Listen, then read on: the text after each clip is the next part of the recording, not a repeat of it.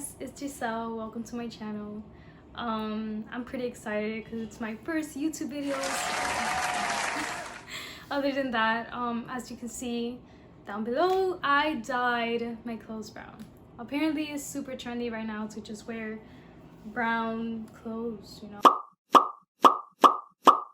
So I decided to dye my clothes brown. I'm too cheap and I wasn't gonna buy new clothes. Well, you know, if I went thrift shopping maybe, but that's another thing.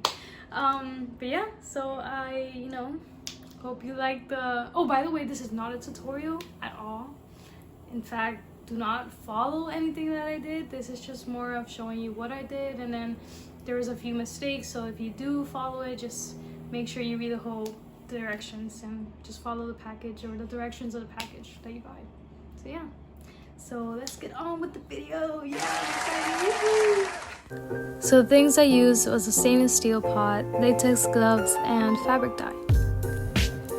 Here I'm adding water to the pot, a little more than half, and then I added a cup of salt and a teaspoon of dish soap because that's what the box recommended for fabrics that were mostly cotton. And here I'm stirring. Once I let the water get really hot, which, you know, that was a bad idea, please don't do that, to check the water. I added in the dye, and I added as much as I thought I would need, you know, no measurements at all. And as Bob Marley would say, stir it up. Okay, it sounded way better in my head. Oh well. After I put the dye in, I put the clothes in, and keep in mind, this is the part where I did something wrong. I was supposed to put the clothes in very, like, nice and neatly, so, you know, it wouldn't fold and create like a tie-dye effect, but I didn't, and, you know, just keep in mind. But yeah, after that, I just left it for 25 minutes. So after the timer went off, I took the clothes out of the pot, I put it in a little bag so I would take it to the sink and nothing would drip.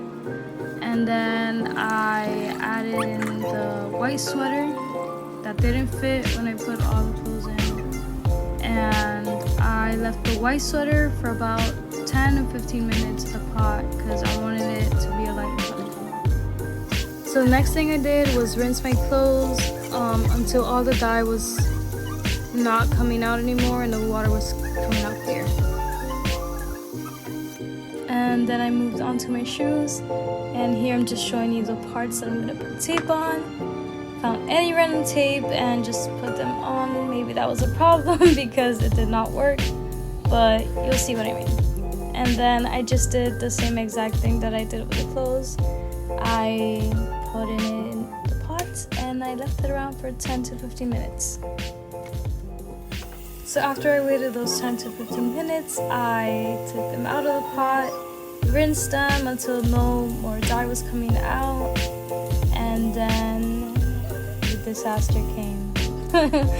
I took out the tape and oh my goodness, I was going crazy.